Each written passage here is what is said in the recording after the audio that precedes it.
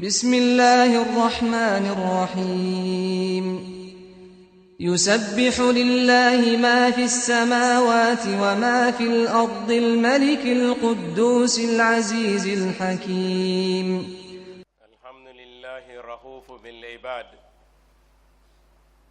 الغفار التواب الودود الذي تجلى وسع رحمته برمضان في تنوية الفضائل وأشهد أن لا إله إلا الله وحده لا شريك له القائل في الحديث القدسي الجليل والشقي من حرم خيرها اللهم صل وسلم على أفضل خلقك الذي ختم رمضان في الاجتهاد لربه صلى الله عليه وعلى آله وأصحابه وسلم تسليما كثيرا أما بعد أمدين سلمو أمي الله تنو مسمين كاني تنوي أمي الله تنو مسمين من نغيان يسين أيا جوما سانغاني واتي بي أمي الله تنو يافا مسا jona jomin ka yafa ɲini an bɛ ala tanu tubi masa jɔn ye jɔn min ka tubi ɲini an bɛ ala tanu masa min a bɛ kanuɲɔgɔnya bila a y'a jɔnw ma fɛn na k'o ɲamariya k'o ye fɛn min kɛ ni mɔgɔ min bɛ fɛ ka ala ya janya sɔrɔ dɔnkilila t'a d'i ma tɛgɛrɛ fɔ t'a d'i ma a ko k'i ye min kɛ n'i k'o kɛ i b'a sɔrɔ nka ni mɔgɔ min bɛ fɛ ka bɔ ala ya teriya fana kɔnɔ a k'i ɲamariya min na ni k'i ban ma hali ni ka ko ko kɛ ala t'i filɛ ala min n'a ye sunkalo kɛ lawasa kalo ye hinɛ na a ye sunkalo kɛ lawasa kalo ye hɛrɛ la jɔnw ye ni bato cɛya ye n'i ma se ka dɔ kɛ i bɛ dɔ kɛ walima i b'i jija i bɛ dɔɔni dɔɔni kɛ a bɛɛ lajɛlen na an bɛ seereya ko ala ye kelen ye filanan t'a la ala le ko hadisi kudusi la alakira ma sallallahu alayhi wa sallama a ko muhamadu n'i ma mɔgɔ kunnango lɔn n bɛna f'i ɲɛna mɔgɔ kunnango ye mɔgɔ le ye mɔgɔ min ni sunkalo bɔla ale ma nafa sɔrɔ mɔgɔ min ni sunkalo bɔla ale ma batu kɛ a ma cɛsiri kɛ pour que a ye sunkalo hɛrɛ sɔrɔ k'o le ye mɔgɔ kunnango ye ne ni aw an'an baden silama bɛɛ k'an bɛɛ kisi ka bɔ kunnangoya ma ala m'o kɛla an ma hɛrɛ min sɔrɔ tile caman ni tɛmɛnin na tɔni min tola ka ala kɛ ka an bila baara la baara min b'o d'an ma ala m'o kɛla an bɛ seereya alakira ka jɔnya kan sallallahu alayhi wa sallama ka nɛɛma ɲini a ye cɛ min ka fisa ni sunkalo kɛbaga bɛɛ ye a fana k'a ya sunkalo laban cɛsiri ani jija la Allah subhanahu wa ta'ala ye alakira ma sunkalo laban farfaga la a ka sunkalo laban k'a kɛ komi a daminɛna a dila ma olu ne o laban waati le bɛ sela nin ye n degela k'a fɔ an ɲɛna yan n ko kutuba a kɛcogo dɔ ye lon dɔw kutuba la fɛn dɔw kan ka fɔ jangoya la kutubakɛla fɛ o la o fana ye kutuba usulubu dɔ le ye bi ye sunkalo tile 19 ye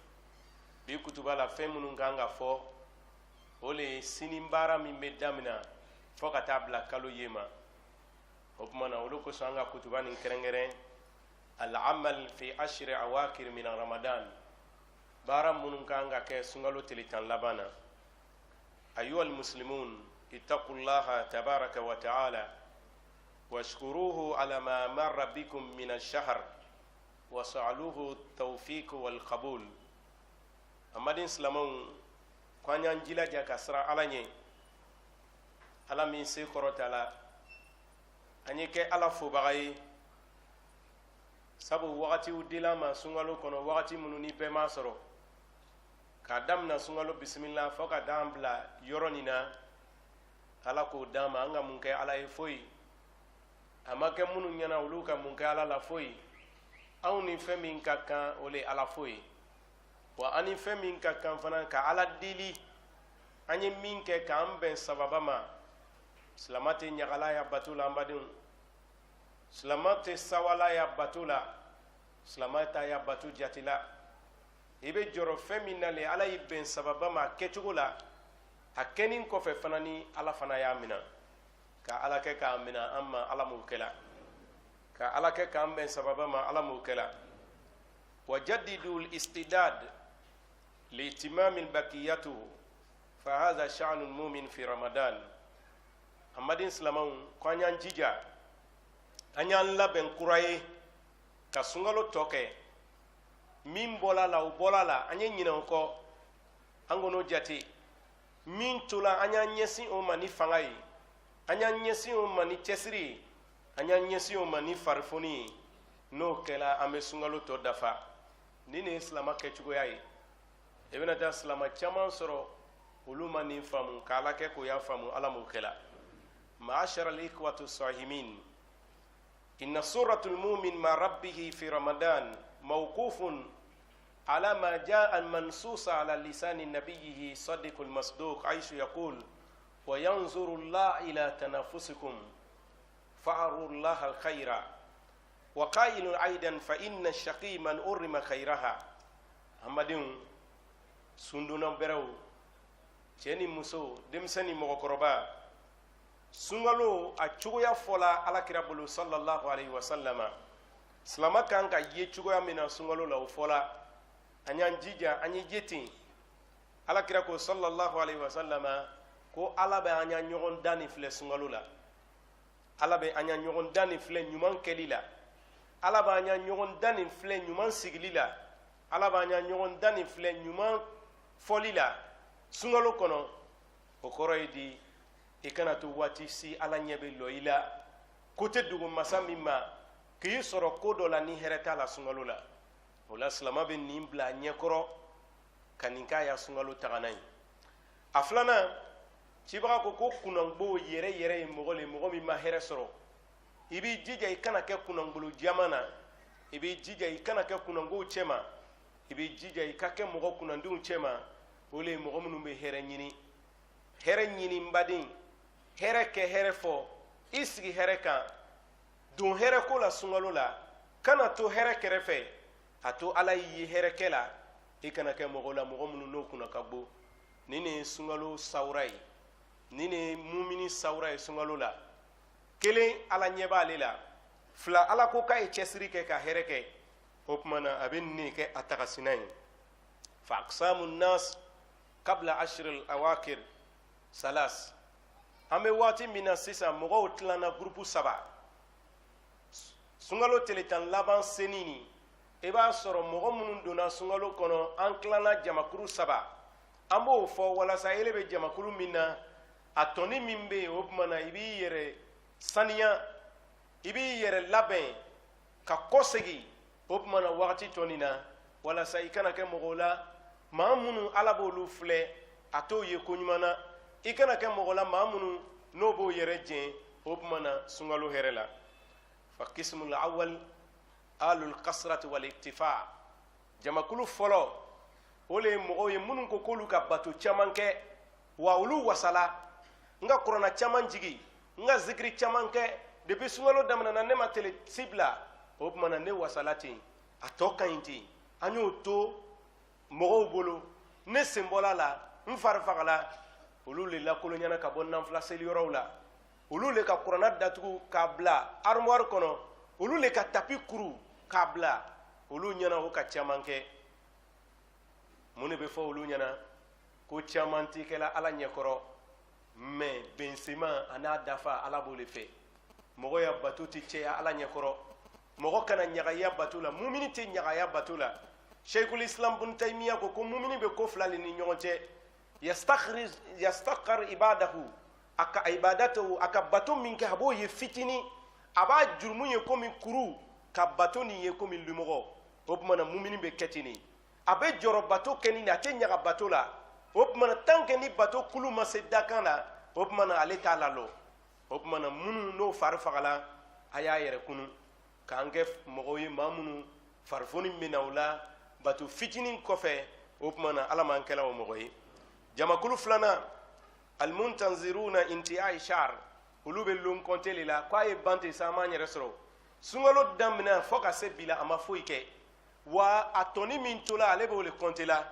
o tigilamɔgɔ le b'i sigi sisan ko sini ye tele 20 ye sini kunbɛ o bɛ bɛn 28 ma donc ni seli ma bɛn tɛnɛ ma a bɛ bɛn tarata ma seli bɛnna lolo ma seli le ye seli ye i k'a faamu i bɛ jɔrɔ min na dɛ ele hakili dɔgɔ o le i ka joli le kɛ tɛmɛni nin kɔnɔ i bɛ jɔrɔ o le la i bɛna mun de kɛ nata nin kɔnɔ lonko tɛ yen ala yɛrɛ ko sunkalo ma ayyamun ma'dudat tile damadamani ne wagati jan tɛ sukola dugu bɛɛ la a tagatɔ filɛ nin ye n'a y'a sɔrɔ i presela ko a ye ban i bɛna min kɛ i bɛna fa o kɛ la kalo 11 kɔnɔ tuma dɔ la yɛrɛ ele yɛrɛ si bɛna ban i si yɛrɛ banna ka ban a tɔ to la lon jate a tɔ to la lɛri jate a tɔ to la sanga jate munna i bɛ sawa sunkalo ka ban mɔgɔ dɔw y'a jate k'a fɔ san bɛɛ ka kɛ sunkalo ye ele bɛ sawala le k'a ka ban i tɛ miirila baara ma i ma baara kɛ i kan ka wuli le i fari kan ka foni a tɔni nin na ka dɔ kɛ k'a fɔ ko ne ma dɔ kɛ lon to ala bolo su ko t'i ma dugu bɛɛ t'i ma a bɛɛ bɛ ala le bolo i ta kɛ baara le ye tuguni a bɛ komi foro kɔnɔna foro sɛnɛna t'a fɔ ko foro dannen nin ma ale b'a fɔ ko n ka ngala min ci n yɛrɛ ye n ka min ci n yɛrɛ ye n bɛ ba nin na bi sani wulafɛ cɛ n'o kɛla a bɛ kɛ baarakɛla ye o tuma na o lahalaya nin o cɛ man ɲi kosɛbɛ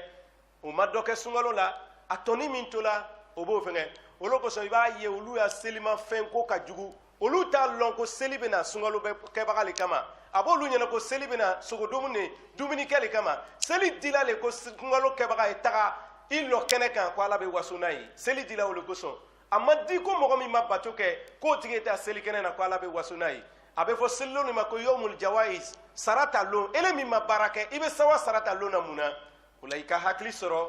k'i yɛrɛ bɔ o jamakulu fu nin na o tuma na k'i yɛrɛ fara jamakulu kan sisan o tuma na minnu bɛ kɛ dɔkɛbaga ye ala man kɛla olu ye jamakulu sabanan almusta'iduna liikmalihi bil a'mal al ashar al awaqi fa awlahi yattabi'una rasulullahi sallallahu alaihi wasallam qudwatan lahum wa masalan ahla lahum jamakulu sabanan olu le b'i labɛnna sisan ko sunkalo a tun lɔgɔlala a bɛna daminɛ sisan an tun b'a lɔgɔma si la a lon de sela sisan sunkalo yɛrɛ daminɛtɔ le ye nin ye an badenw olu bɛ hami mun de la sisan su tan nin o le hami b'olu la tile tan min tola o le hami b'olu la ka tɛmɛ tile 20 kan mun kosɔn o k'o le ye o ɲɛmɔgɔ la n'o ye alakira ye sallallahu alaihi wasallama cibaga tun bɛ bato min kɛ sunkalo tile 10 kɔnɔ a tun t'a kɛ a tile 20 na i m'a ye a y'a saya kɛla san min na a san 60 ni san 3 dafala san min na tile 10 ni yɛlɛmɛn'a kɔnɔ ka kɛ a bolo ka kɛ tile 20 ye ala ko i bɛ itikafu kɛ tile 10 kɔnɔ a kɛ tile 20 ye a donna itikafu la kɔrɔ muso ko mun de kɛla a ko n y'a itikafu kɛ laban nin n tɛna itikafu sɔrɔ tugun ala ko n ye tile 20 kɛ o le b'a yira k'a fɔ sunkalo kɛbagaw yɛrɛ olu le bɛna labɛn sisan o tuma na sunkalo kɛ a ma ala deli masa ɲuman ka an ne na aw k'an sɔrɔ o mɔgɔw la ala m'o kɛla ibadallah ala ka jɔn ɲumanw falyatazakkaru jami min awla'i asnafi nnas annahu lahallahu la tahudu lahu ramadan wa anna idrakuhu fi itimamihi la bimururi ayamihi wa kitamuhu yakunu lilmu'min misku qala sallallahu alayhi wa sallam ahabbul a'mali ila Allah adwamuha wa in kal wa fi riwayati an Aisha radhiyallahu anhu kana rasulullah sallallahu alayhi wa sallam yaqul إذا عمل أحدكم عملا أثبته أمادين سلامون نيم جماكلو نيم بكانغا فامون كافو سونغالو سورو لون تمته سونغالو سورو سونغالو بنسمالي سونغالو سورو سونغالو دافالي سونغالو سورو سونغالو لابان كونيوما سونغالو ديلا تياميما وكا سونغالو لابان تشوغا مينا إيكا سونغالو لابانتي أبي فولما كوي أوبمانا إبنا سونغالو ما تشيبغا عليه الصلاة والسلام بارا مين تونغا داي o le baara min ni a ka di ala ye a k'o fɔ ko baara min ka di ala ye o le baara min n'a dafala hali n'a dɔgɔyala mɔgɔ min ka sunkalo kɛ tile 10 a k'o tile 10 nin dafa o kɔfɛ ko dɔ nana sɔrɔ a ma tile 20 sɔrɔ ele min ni ka sunkalo kɛ ni tile da dɔ nana se i fari nana faga o tigi ya baara bɛ fisaya ni ye an balimaw an b'a Aisha ko di ko alakira tun kɛla sallallahu alaihi wasallama n'a ka baara kɛ a bɛ baara kɛ fo ka se a dan na a bɛ baara kɛ fo ka se ala b'a fɔ k'a ye dan yɔrɔ min na o tuma na a bɛ dan ye a tɛ o tuma na dan sira la a k'i sa'im ne baden sundunbaga ihlam anna al-umur bil kawatim a lɔn ko bɛɛ b'a laban de bolo wa anna thuluth al-akhira min ramadan aqwa wa ashraf wa aqdar min gayrihi sunkalo tile tan laban nin o nafa ka bon o fanga ka bon o daraja ka bon a baara fana ka ca a baara fana duruni ni a baara fana fanga ka bon ka tɛmɛ tile 20 kan i komi an bɛna se o baara ma cogoya min na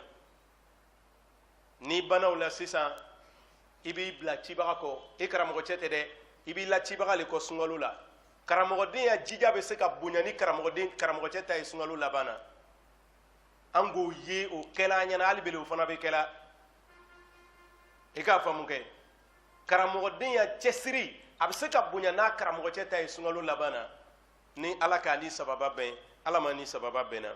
ma nabiji sallallahu alaihi wasallam fil akhir ayami ramadan ala kira cogoya alayhi salatu wassalam sunkalo tile tan laban na kana lahu min al-ijtihad fi ramadan ma laysa lahu fi ghayrihi wa khasatan fil ashr al-awakir minhu kama jaa an-nas fi dhalik an aisha radhiyallahu anha anna an-nabiy sallallahu alaihi wasallam idha dakala ashr al-awakir min ramadan ahya layla wa aykaza ala wa shadza mizara وفي رواية لأحمد رحمه الله كان يجتهد في أشهر الأواخر ما لا يجتهد في غيره أما دين سلامو أنغا تغتشباكو عليه الصلاة والسلام على كرا أمبيكو إتمي منك سنغلو تلتان لبان لنو كو تسري من تمي على كرا الله صلى الله عليه وسلم سنغلو تلتان لبان وتنتالا سنغلو واتي توكنو أمنا فرمسوما عائشة نوي مؤمنون باي aisha ko kala kira kala alayhi salatu wassalam ni sunkalo tile tan laban tun sela a bɛ su ɲɛnamaya bato la o kɔrɔ ye ko a ka sunɔgɔ bɛ dɔgɔya wa aykaza ala a b'a ka denbaya lawuli an joli joli le n'an bɛ su seli la an y'a denbaya la nin so kɔnɔ ko kibaga tun b'a y'a denbaya lawuli wa aykaza ala ni su seli daminɛna ka ban silama ɲuman bɛɛ b'a lɔn k'a fɔ sunɔgɔ dafalen t'ale ya so kɔnɔ ale ma o a y'a denbayaw ma o silama ɲuman bɛɛ b'o lɔn an badimaw wa aykaza ala mɔgɔ minnu b'a ya mara kɔnɔ a b'olu lawuli wa shadza mizara alakira tun b'i cɛsiri kuma nana k'a fɔ k'a tun bɛ tagafe jija ni kinaya le arabukan na ka kuma dɔ singa ko dɔ ma o kɔrɔ ye k'a tun b'i cɛsiri bato la ni ne tun ye cibaga kɛcogoya ye alayhi salatu wassalam hadisa nasara wɛrɛ la ahamadu fɛ ko alakira sallallahu alayhi wa sallam k'a tun b'i jija sunkalo tile tan laban na jija la a tun tɛ jija min kɛ o tuma n'a ɲɔgɔn wɛrɛ la a tun bɛ jija mun de kosɔn leilatu kadiri ɲini kosɔn su min dogol'a ma k'a wagati fɔ a ɲɛna su min nana yira a la n'a bɔra k'a b'a fɔ sahabaw ye ala k'a laɲinɛ a kɔ a tilala k'a fɔ n'a b'a ɲini a y'a ɲini tile tan laban kɔnɔ a m'a fɔ k'a bɛ sɔrɔ nin kɔnɔ a bɛ sɔrɔ nin kɔnɔ a bɛ sɔrɔ nin kɔnɔ k'a y'a ɲini n'a fɔra k'a ɲini a ɲini f'a ɲini waati bɛ ban o le ye sunna ye k'a ɲini f'a ɲini waati bɛ ban a m'a fɔ ko ni kuranna jigila a tɛ ɲini tugun dɛ est ce que kuranna yɛrɛ jigi jangoya lo wa o suwalu fana bɛ yen kuranna jigi jangoya lo wa an balimaw an kana taa nɔrɔ ko dɔ la ten fo k'o kɛ komi farida an balimaw alakira sallallahu alayhi wa sallama ko a tun bɛ leilatu kadiri ɲini leilatu kadiri min n'a bato ka fisa ka sago kalo waga kelen bato kan o min bɛ bɛn san 80 ani san 4 ani kɔ jɔn si b'o bɔnna o su kelen nin bɛ su laban nin kɔnɔ an balimaw ala ko le la inna anzalnahu fi leilatul qadr kuranna min filɛ nin ne ka kuranna nin kuturu lajigi latigɛ su fɛ wa ma adiraka ma leilatul qadr muhammadu jɔnni k'i kana leilatul qadri la sabu aya nin bɛ jigilo min alakira ma dege k'a mɛn kadiri arabukan na arabuw fɛ o ma dege k'a fɔ a su ma dege k'a fɔ a ye ala ko jɔnni k'i la lɔnniyaw la n'i ma leilatul qadri lɔn su le su min n'a bato ka fisa ni kalo waga kelen bato ye kalo waga kelen o le bɛ bɛn sanji 84 san 84 ni kalo 3 ni tile 17 lɔnnikɛbaga dɔw ta fɔ la o kɔrɔ ye ko su kelen kɔnɔ an muhamadu mantonw si kan ka bɛn min ma o bato dila an ma i b'a sɔrɔ k'i to sunɔgɔ la wa la cɛ min b'a ɲinina nin o m'a kɛ sunɔgɔ la i b'a sɔrɔ k'i to gɔrɔndɔ la wa la cɛ min ko k'an y'a ɲini o m'a fɔ k'a ɲini cogo lo ye a k'a ɲini cogo fɔ a bɛ ɲini a ɲini cogo la n'i nana ni ɲini cogo wɛrɛ i b'a jɛn n'i nana ni ɲini cogo wɛrɛ ye i b'a jɛn ɲini cogo fɔlɔ ko k'a ɲini sutan na cibaga k'a ɲini mun de kɔnɔ bato dama dama a k'a ɲini o le kɔnɔ su b'o la tele b'o la o le kosɔn alakira tun bɛ bato minnu kɛ sutan laban na a bato fɔlɔ de tun ye alitikaf a tun bɛ bɔ lu kɔnɔ ka yɛlɛmɛ misiri kɔnɔ silamɛw ni itikafu nɔgɔyala mɔgɔ min ye itikafu kɛ an kana ɲɛmɔgɔw filɛ itikafu kɛla mɔgɔw tɛ kelen ye denmisɛnw a ye itikafu kɛ itikafu ye denmisɛn bato le ye cɛkɔrɔbaw a ye itikafu kɛ itikafu ye cɛkɔrɔba bato le ye i bɛ tile tan nin kɛ kɛnɛma i bɛ se ka mun gbɛn ka mina don misiri kɔnɔ i sisela yɔrɔ min na i kan ka itikafu kɛ denmisɛn kan ka itikafu kɛ n'i ka itikafu jalon denmisɛnya la i bɛ kuranna kalan ka ɲa i bɛ seli ka ɲa i bɛ zikiri kɛ ka ɲa i bɛ fɛn bɛɛ lajɛlen kɛ ka ɲa i bɛ min ɲini ala fɛ denmisɛnya la a b'o d'i ma mɔgɔkɔrɔbaya la o de kosɔn ne b'a fɔ yɔrɔ bɛɛ itikafu mɔgɔkɔrɔba bato le o tuma na denmisɛn bato le itikafu ye lɔnnikɛbagaw y'a bato le parce que itikafu ka gbɛlɛn mɔgɔ min ma ka tɛmɛ mɔgɔ bɛɛ kan o le ye karamɔgɔw ye mun kosɔn a bɛ mun de ɲini kɛnɛ ma dɔw ka itikafu daminɛ denmisɛnya la ala nan'o lajarabi ni bana ye o nana dɛsɛ olu bɛ kiyama bi an k'o caman lɔn an badenw itikafu tile tan ka yɛlɛmɛ misiri la alabato kama kira ma layilatu kadiri ɲini k'a to kɛnɛ ma n m'a fɔ n ka tɛ ɲini k'i to kɛnɛ ma dɛ n ko kira m'a ɲini k'a to kɛnɛ ma parce que n'i bɛ kuma fɔ bi mɔgɔ ɲɛna i ye segin a kan abudala ko minnu bɛ kɛnɛ ma k'o tɛ layilatu kadiri ɲɛ ne m'o f'i ɲɛna dɛ n ko kira le m'a ɲini o le ye ne ta karamɔgɔ fa bɛɛ ta karamɔgɔ fa ye sallallahu alaihi wa sallam a filanan alakira tun b'a kɛ k'a to sun na a bɛ itikafu la a bɛ sun na wa ta'ajjudu a bɛ dɔ fara sufɛ seli kan an bɛ seli min kɛ lɔ 17 a bɛ fɔ o ma ko kiyamu ramadan k'a la ka sunɔgɔ ka ban ka wuli ka seli a bɛ fɔ o ma ko ta'ajjud arabukan mɛnnaw fɛ n tɛ kan wɛrɛ lɔn dɛ kuranna jigila kan min na olu fɛ n'i ko ta'ajjudu o le ye k'i ladɔnni ka sɔrɔ ka wuli ka seli ma an bɛ min kɛ safo kɔfɛ a bɛ fɔ o ma ko tarawih cibaga tun b'o kɛ ka ban tuguni k'a la ka sunɔgɔ ka ban tuguni ka wuli ka dɔnni kɛ o kɔrɔ ye dɔ tun bɛ fara bato kan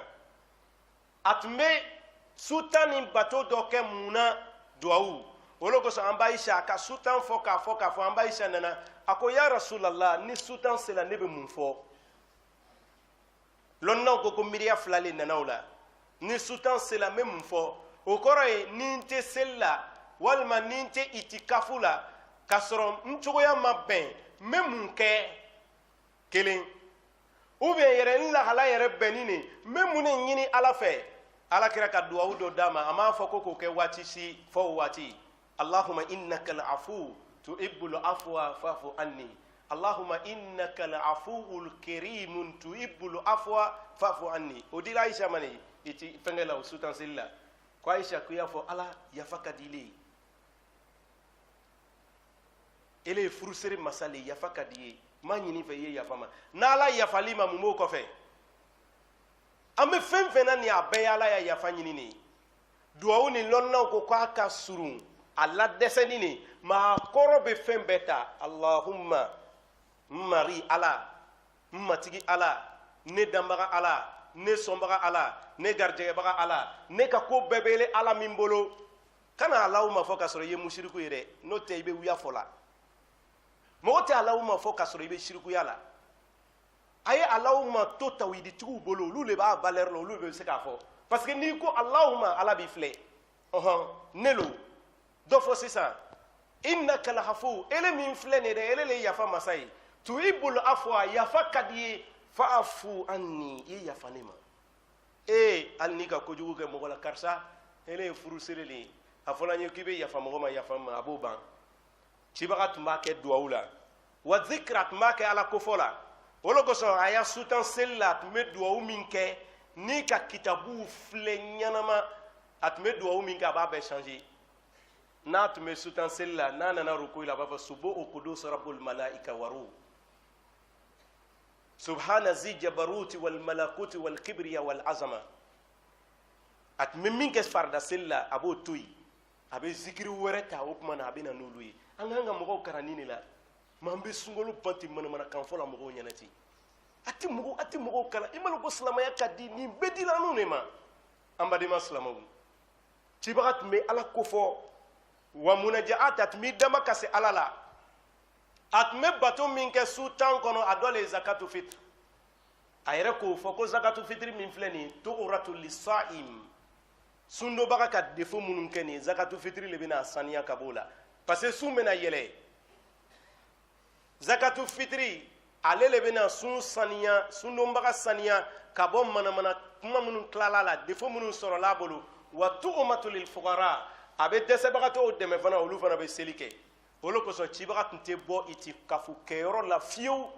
k'a kun don so kɔnɔ walima ka taa haju dɔ la so kɔnɔ fɔ ko 2. A bɛ tamaruden 3 don misiri la fɔlɔ ka sɔrɔ ka bɔ ka don o kɔrɔ ye ko a bɔla sun na 1. A 2nan a b'a fɔ a ye n ya zakatu fitiri di sani bɛ don. haza huwa nabiyukum muhammadu sallallahu alayhi wa sallam. O tuma na alakira tun bɛ su 10 laban ni min ye o le ye selifuga la taga. A bɛ taa selifuga la n'a bɔra selifuga la a bɛ sɔrɔ k'a lɔn ko sunkalo banna. Bayani ko ko kalo yela fa bɛ don mɔgɔw la o tɛ cibaga ya sunna ye dɛ. Ni kalo yela yɛrɛmina ni kan ka don mɔgɔw la parce que a ko hadisa dɔ la ko ni mɔgɔ min sila ni limaniya ye seli lɔgɔma si la ko ni fitina nana k'a bɛ limaniya bɔ mɔgɔw la k'o tigi ya limaniya bɛ to a bolo. An n'u ya sunkalo bɛ to o yɔrɔ de la n'a fɔra dɔrɔn ko kalo yela dɔrɔn a banna. A ye mɔgɔw ɲininka minnu bɛ itikafu kɛ n'a fɔra ko kalo yela a bɛɛ bɛ kasi misiri kɔnɔ mais o fana ni fatɔ dɔw bɛ yen fana ni n'a fɔra dɔrɔn ko kalo yela ale yɛrɛ t'a mɛn ka ɲa salon dɔ bɔra ten a fɔra ko kalo ma ye ko mɔgɔw ye to ko lamɛn na ale k'a mɛn ko kalo yela ka bɔ ka taa fɔ so kɔnɔ ka sɔrɔ ka na fɔ ko imam n y'a itikafu bɛ di n ko fɔ san wɛrɛ. أقول قولي هذا واستغفر الله لي ولكم ولسائر المسلمين من كل ذنب فاستغفروه إنه هو الغفور الرحيم.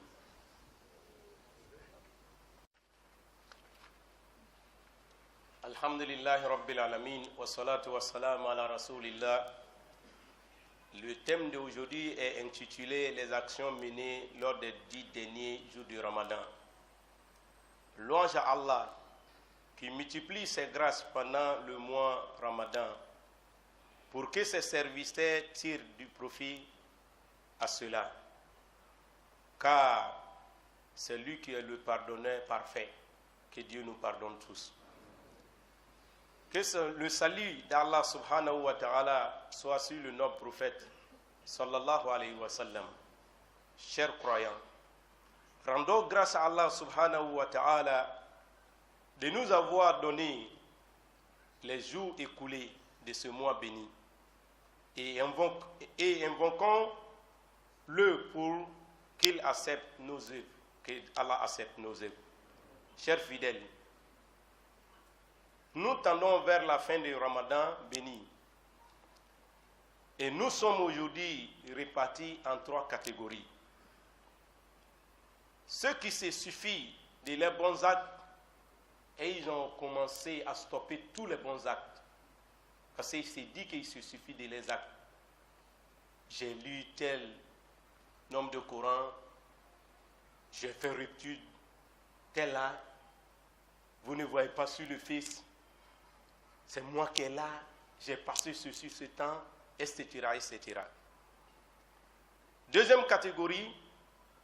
ceux qui tiennent compte seulement de la fin du Ramadan. Ceux-là, ce sont ceux qui n'ont rien fait comme d'adoration, mais ils sont pressés que le Ramadan finisse. C'est eux qui calculent, le jour de la fête va tomber sur 7 jours, je vais m'habiller comme ça. Et ils pensent que la fête est faite pour tout le monde. La fête, c'est pour remercier et certifier ceux qui ont mené des actes pendant le Ramadan. Et troisième catégorie, c'est ceux qui se préparent pour parachever le mois béni, comme l'a fait le prophète sallallahu alayhi wa sallam, notre boussole. Le prophète sallallahu alayhi wa sallam avertit tous ces groupes. Il dit: l'adoration approuvée par Allah subhanahu wa ta'ala est celle qui est parfaite, complète, fait jusqu'à thème. Chers jeunes, les 10 derniers jours du Ramadan sont plus intenses, plus importants que les 20 premiers jours, car il est important, car il compose des adorations très importantes. Le prophète sallallahu alayhi wa sallam redoublait l'effort pendant ces 10 jours derniers du Ramadan. Aïcha rapporte, et dit le prophète sallallahu alayhi wa sallam réveillait sa famille pour veiller pendant les 10 derniers jours dans l'adoration, afin d'entendre la nuit du destin qui est intitulée dans la sourate 96, nommée la nuit destinée, où Allah subhanahu wa ta'ala dit: la nuit du Qadr est meilleure dans l'adoration, est meilleure que 1000 mois, qui nous donne 84 ans et 3 mois et quelques jours, équivalent de notre âge, nous, la communauté du prophète sallallahu alayhi wa sallam. Et pour chercher ce nuit dans l'adoration, le prophète sallallahu alayhi wa sallam avait ambition de poser quelques actes d'adoration qui sont 1. L'itikaf, la retraite spirituelle. Durant sa vie, de sa prophétie, le prophète n'a jamais fait les 10 derniers nuits hors de la mosquée. Son dernier année, il a fait 20 jours dans la mosquée, dans la retraite spirituelle. Cela interpelle sa communauté que la retraite spirituelle est sunna. Nous demandons aux jeunes de faire la retraite spirituelle. Ne dites pas que vous n'avez pas l'argent. Personne n'a l'argent. Même lui qui ne le fait pas, il n'a pas d'argent. La preuve en est qu'on est tous endettés. Qui est riche? Personne. Et on n'en finit pas de chercher l'argent. Mais il y a un temps, vous n'aurez pas le temps de chercher Dieu. Donnez votre jeunesse à Dieu. Et je dis à mes papas, la retraite spirituelle est recommandée aux vieillards, car vous êtes à thème de votre vie. Chokoroba mimbe bateau ke ole kada alai. Chokoroba mimbe ala soso ala dimini no koroko sebe. Ayatu amaya tsuri tangana dama misri kono sultan na ole chekai. Deuxièmement, le jeûne, le prophète jeûnait. Et la prière nocturne, qui doublait la prière nocturne. La tarawih, il le faisait. Après, il se couchait et il se réveillait pour le tahajjud. Ensuite, il y a la lecture du Coran. Il terminait, il lisait le Coran pendant l'itikaf. Ensuite, il faisait des zikrs. C'est pour cela, vous allez trouver des hadiths, on dit, quand le prophète faisait la prière nocturne, les zikrs qu'il prononçait, ce n'était pas ces zikrs-là qu'il prononçait pendant ses prières obligatoires. Lorsqu'il va en ruku, il dit Subhu Qudus Rabbul Malaikatu Waruh. Même s'il finissait de faire 8, même s'il finissait de faire la dernière salam, il ne se levait pas. Il dit Subhu Qudus Rabbul Malaikatu Waruh. Une fois,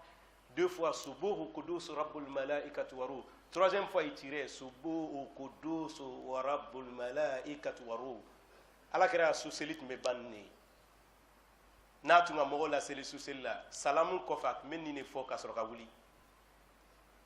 Faites que le prophète soit nos boussoles. Faites que le prophète soit notre miroir. C'est le modèle à suivre. Pas autre que lui. Il a été choisi par Dieu et envoyé par Dieu pour qu'on le imite. Et il faisait beaucoup d'invocations. C'est pour cela Aïcha vient à lui Il dit au prophète, pendant les 10 derniers, quelle invocation je peux réciter? Les savants ont dit 2 choses à travers ces hadiths. Soit il demandait, lorsqu'il est en état d'impurité, il ne peut pas prier, quelle invocation il faut faire? Pour ne pas perdre les heures vides, pour ne pas laisser le temps vide, pour ne pas que Laylatul Qadr vienne le trouver en état d'impurité et elle ne gagne pas le profit de Laylatul Qadr. C'est pour cela qu'elle a demandé au prophète, donne-moi une invocation, je vais remplacer à les prières. Et deuxièmement, même étant en état de pureté, il demandait supplémentaire au prophète. Comme c'est une nuit, grande nuit, on se rapproche de Dieu, qu'est-ce que je dois demander à Dieu? Et le prophète lui donne cette invocation. Dites, Allahumma innaka la'afu tuhibbul afwa fa'fu anni. Oh Seigneur, tu es le pardonneur parfait. Tu aimes pardonner. Pardonne-moi. Ton pauvre esclave, pardonne-moi. Ton esclave qui a fait beaucoup de dérives. Pardonne-moi, je suis en faute. Pardonne-moi, je suis en face de toi. Pardonne-moi, je suis dans les meilleures nuits. Il demandait ça. Et le prophète sallallahu alayhi wa sallam faisait zakat fitr. Imam Nawawi dit que zakat fitr fait partie du Ramadan. Parce que ça purifie le jeûneur par ses fautes. Et ensuite, c'est un approvisionnement, une nourriture aux pauvres pour qui ils associent les autres dans la fête. 2,5 kg, chacun doit donner ça. C'est ça qui montre la fin du Ramadan. C'est pour cela qu'on dit zakat au fitr. C'est-à-dire zakat qu'on donne avant de boire l'eau. Et ensuite, le prophète partait à la prière. Lorsqu'il quitte à la prière, il sait maintenant que je suis en fête. Il sait maintenant que le Ramadan est terminé. Le Ramadan ne se termine pas avec l'annonce de la lune. Ça s'arrête avec, mais ça ne se termine pas avec. Sungalo te bani a fo ko kalo yela. Ambe bo sungalo kono ni kalo yela. Sungalo be bani ni selikene bana. Parce que ambe ta selikene na minge. Hadisi kudusi kodi. Ko adama dum ba fo li ala ba fo li sumtu. Wa li kumtu asellane aka nanfla selne. Aye seko kata sokono nga be sara. E jone be barake kalo la ni ma sarata iba fo ko ibe sawa. Anu ta sungalo be bani selikene li. Amala deli kan nyinanta kundu no ya ni ala mo kela. Amala deli kan nyinanta kundu no ya ni ala mo kela. E komi tire la dumtei amina do obla tire la place la. Ambe do folo min ke an lo rola. Veke an fate elaj cidan Traoré anaya dembaya. Chokoroba nyuma dembaya nyuma. Oka bara minge ka sara nyuma nduma dunia ni kiyama ala mu kala. Mbadinche madu dunia o fana na talla ulu taka amedu oka isini barakala ala mu kala. Mbadi unambolai mogo lebe samara do kana petrol wala ma chebo musula ma demsembo mogo na befu metaya janyanu metaya ibe nafa dole sorola metaya fana te nya fi tolo boyana puma me itolo boyana ko ye ambe sungalo kono do kofe ka yafa deli befe na yafa la nyogo ma ala be yafa mbema o kofe ambe do nyesin joma mogo no le ka silamaw suntigɛ kalo nin na k'a damina an y'a fagamaw na sanfɛ ka na se an y'a komini fagamaw ma gbantɔw furakɛ ala ka gbantɔw furakɛ ala ka gbantɔw furakɛ ala ka hamitɔw hami jara ala ka gamitɔw gami jara muso kelen bɛ minnu kun sani san wɛrɛ cɛ k'a kɛ fila ala m'o kɛla fila bɛ minnu kun k'olu taga saba la ala m'o kɛla saba bɛ minnu kun k'olu taga naani na ala m'o kɛla naani bɛ minnu kun ka hakili sigi d'u ma ala y'a yiriwa misiri ala y'a yiriwa ala ye jamana ja ala ye jamana basigi ala ye jamana basigi an dafɛ jamanaw fitina bɛ jamana na an b'an lɔni to sunkalo nin na minbari kan yan ka duwawu kɛ o bɛɛ ye ala ye hakili sigi ala ye basigi sigi ala basigi sigi ala kana na kebalu kanya ala kana na kebalu kanya ala hine tirala ala hine sahabaw la ala hine umar la ala hine abubakar la ala hine usman na ala hine ali la ka hine an yɛrɛ la ka fara nunu mɔgɔ naani ka ala m'o kɛla ani silama bɛɛ lajɛlen kumu ila salat